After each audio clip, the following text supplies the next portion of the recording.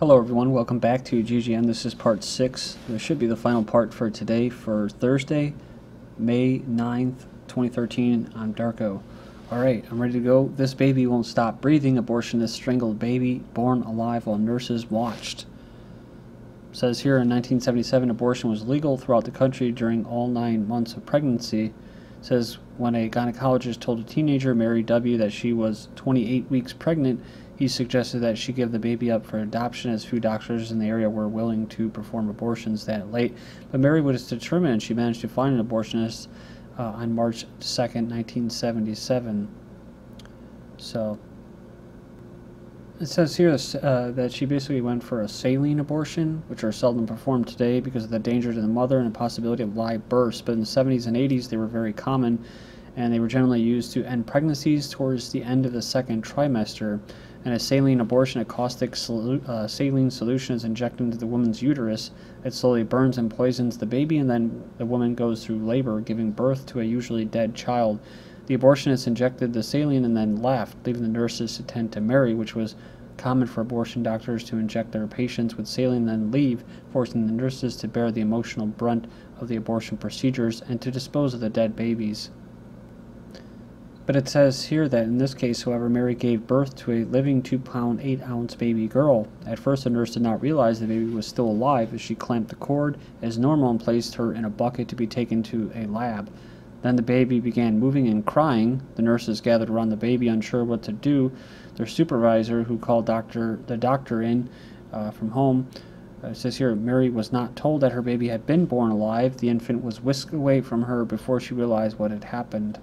Said all of this came out in testimony at the trial. So I guess when the doctor arrived at the clinic, he was angry. He reportedly chased all the nurses out of the room and made a call to another physician. It goes on here and it says that the law at the time stated that 2 doctors need to be present to pronounce a premature baby dead.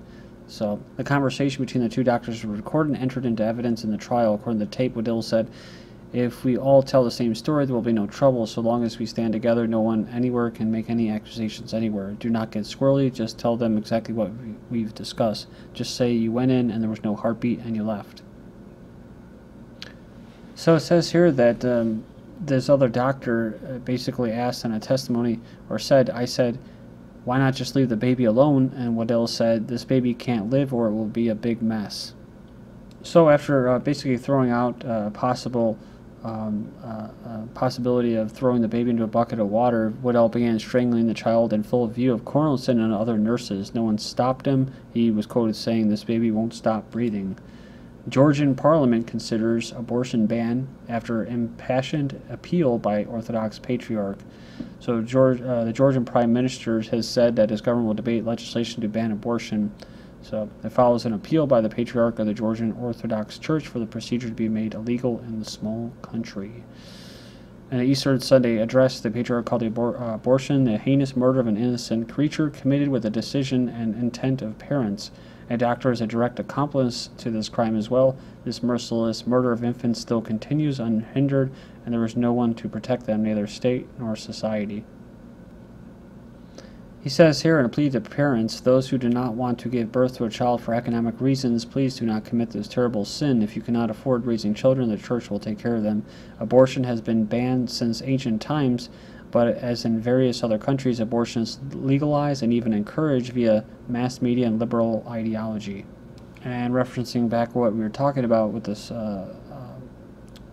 basically immigration flow. It says, he also said abortion needed to be restricted because of the country's below replacement level birth rate.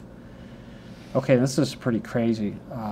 Libyan Arab Spring, making wine from dead bodies. It says, wish you would tell us more on the subject of making wine from bodies of the dead and even the living. How could this happen?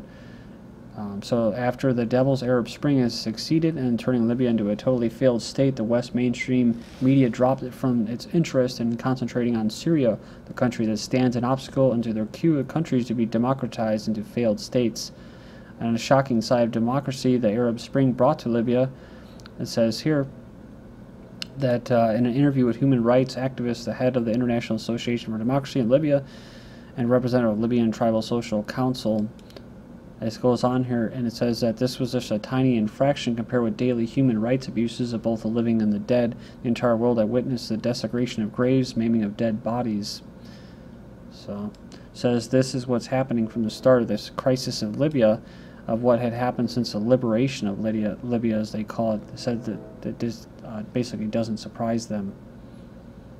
So, pretty crazy, man. Boiling dead bodies to make wine. So they're witnessing a humanitarian crisis. A genocide of Libyan youth, says hospitals are crowded with victims of poisoning caused by locally made wine. Toxic materials were added to it by mistake. They exceeded 1,100 cases. Afghan minister vows punishment for fainting girls. So, Afghanistan's education minister has threatened to punish schoolgirls who claim to suffer from alleged poisonings that many officials believe are actually temporary psychological illnesses. Scores of girls' schools over recent years have been seeing mysterious mass faintings, nausea, and similar symptoms that are often blamed by police and local media on poisoning by Taliban insurgents or gas leaks, but no laboratory evidence of poison or other toxins has been found at the schools. It says, no deaths have been occurred. In the latest case, 200 girls were reported to have been poisoned at a school in Kabul on May 1st.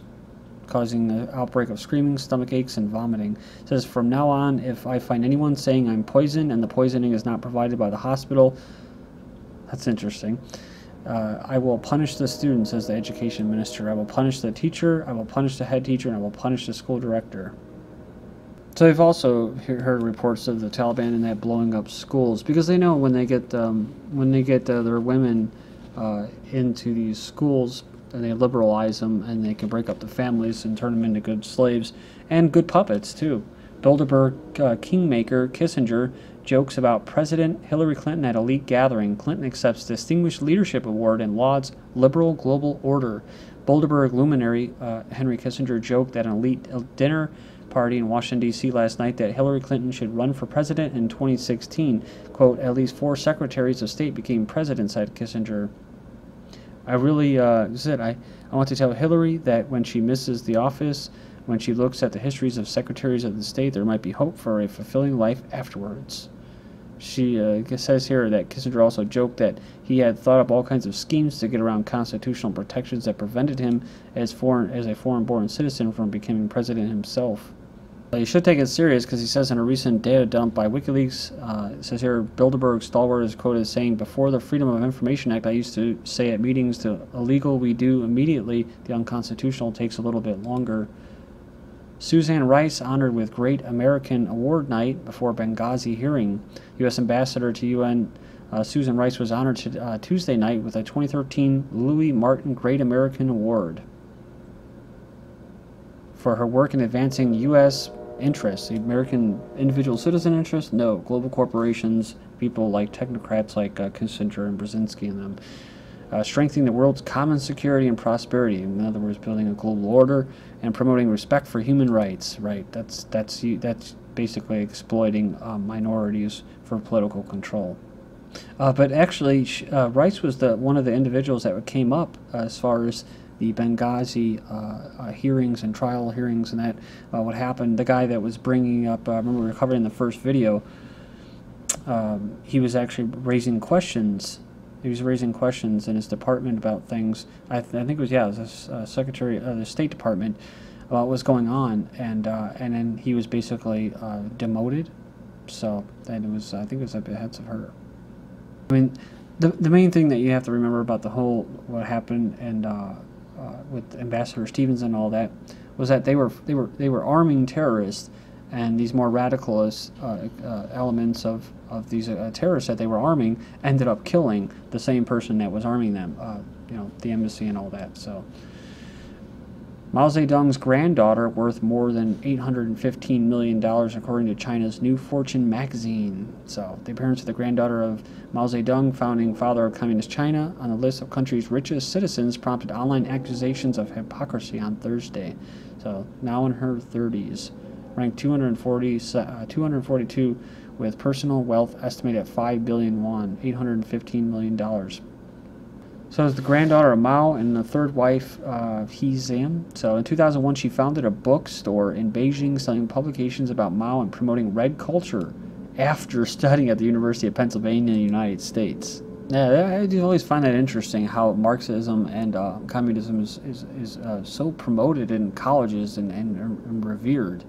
But other forms of systems that actually worked for the people, I mean, that actually proved that it worked for people, those things are considered to be evil dictatorships.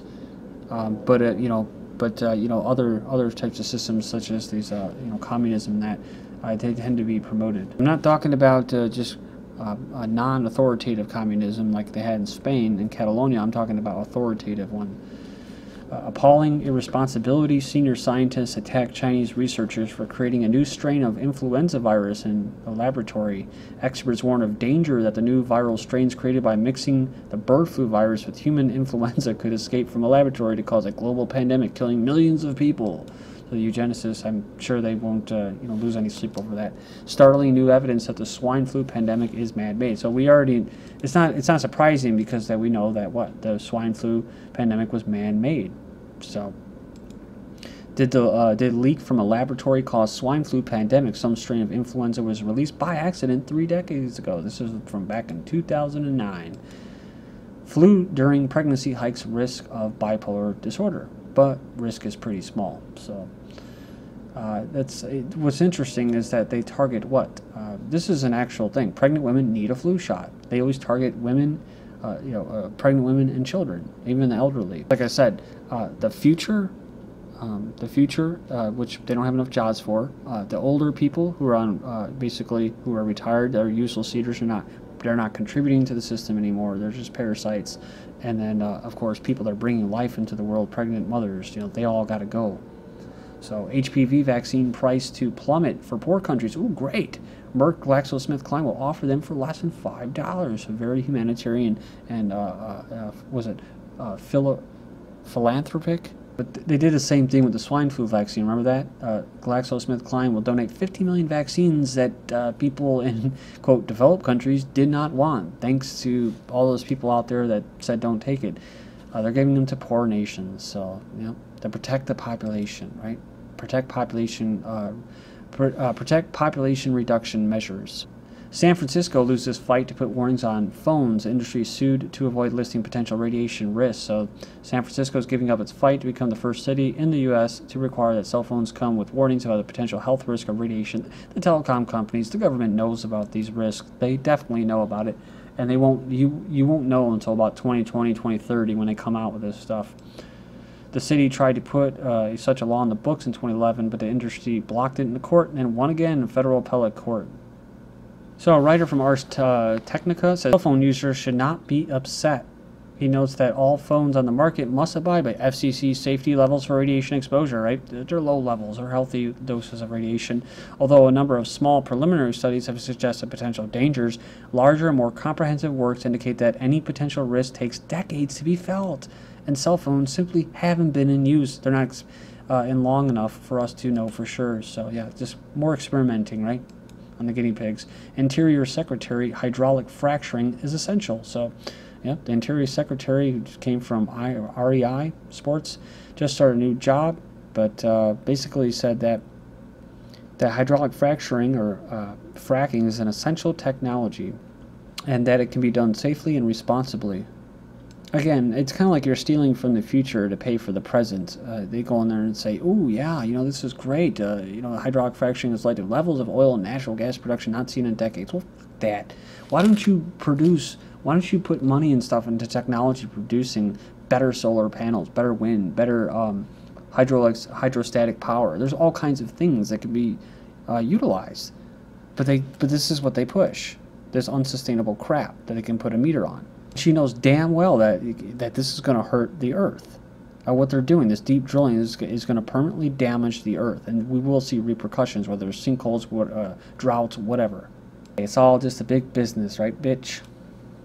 Over 100 dead birds found in Danville in Pennsylvania County. So basically the parking lot became a graveyard for more than 100 birds. Toxic benzene in the air after tar sand spill. 5 weeks after the ExxonMobil Pegasus pipeline ruptured and spewed thousands of barrels of tar sands oil in the Mayflower, residents are struck on their own as they suffer from health problems from noxious black cloak. And lastly, radioactive water was released into Lake Michigan before the Palisades nuclear plant shut down on Sunday. Great, thank you.